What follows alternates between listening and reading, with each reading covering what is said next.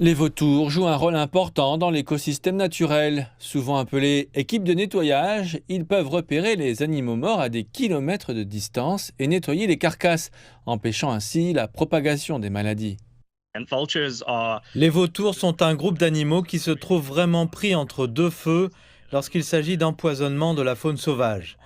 La plupart des événements qui les affectent ne les visent pas spécifiquement, mais ils sont presque des spectateurs innocents.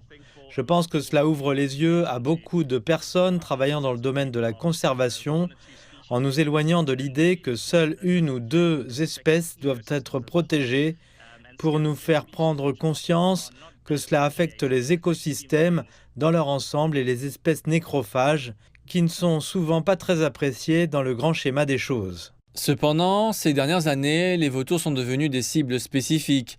Leur capacité visuelle exceptionnelle à repérer les animaux morts à distance et à tourner en rond au-dessus d'une carcasse alerte généralement les gardes forestiers d'une activité illégale, ce qui dérange les braconniers. Dans certains cas, les oiseaux sont également tués et récoltés pour leurs parties corporelles utilisées dans la médecine traditionnelle. 125 vautours sont morts dans le parc national Kruger au début de l'année. Selon les autorités, un éléphant a été empoisonné avec des substances mortelles destinées aux vautours.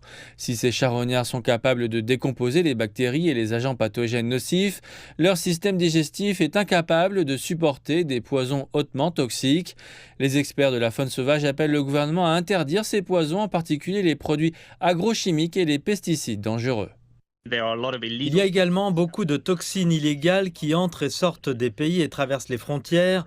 Je pense que l'Afrique du Sud, en tant que pays, devrait se concentrer sur l'élimination de ces toxines extrêmement puissantes que l'on voit utilisées dans le cadre de crimes contre la faune sauvage.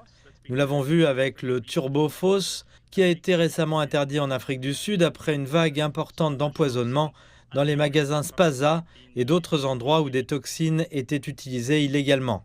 Le centre de réhabilitation de la faune sauvage de Moolo-Olo, situé dans le nord-est du Lowveld, en Afrique du Sud, a mis en place un restaurant pour vautours afin de fournir aux charognards une source d'alimentation sûre.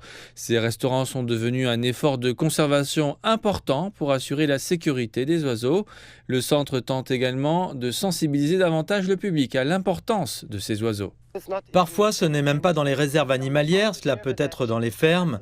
Si vous avez un mouton mort, il y a des clôtures autour, donc techniquement rien ne peut le manger. Les vautours peuvent descendre et le manger, cela signifie que toutes les maladies, tout ce qui se trouvait sur ce mouton et qui a peut-être causé sa mort, les virus bactériens, les vautours vont les manger et ils disparaîtront.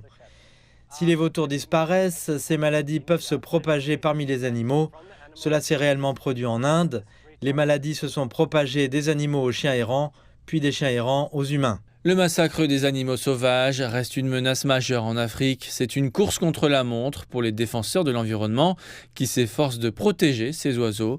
L'Afrique du Sud abrite 9 espèces de vautours. Toutes, sauf 2, sont menacées d'extinction.